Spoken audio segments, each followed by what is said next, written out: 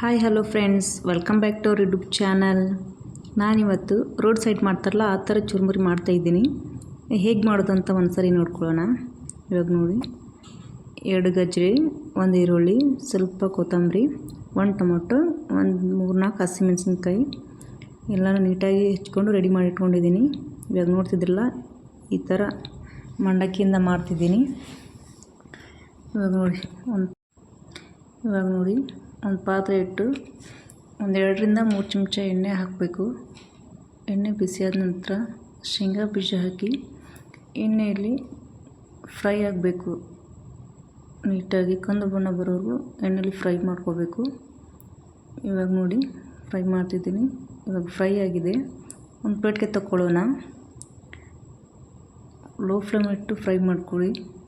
ಇವಾಗ ನೋಡಿ ಸ್ವಲ್ಪ ಜೀರಿಗೆ, ಸ್ವಲ್ಪ ಸಾಸಿವೆ, ಸ್ವಲ್ಪ ಒಂದು ಚಿಟಿಕೆಯಷ್ಟು ಅರಿಶಿನ ಹಾಕಿ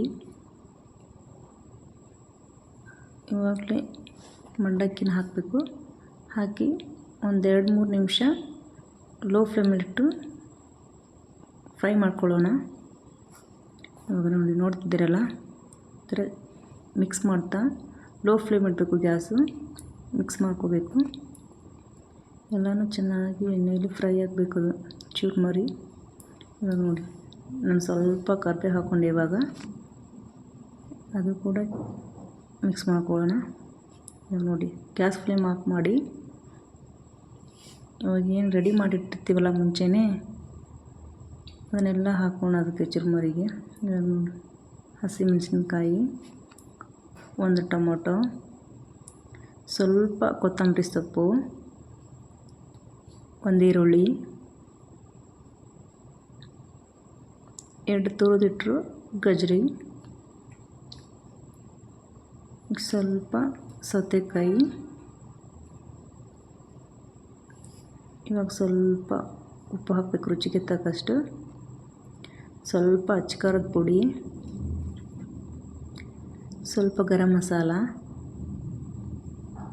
ಸ್ವಲ್ಪ ಆಯಿಲ್, ಅಡುಗೆ ಎಣ್ಣೆ.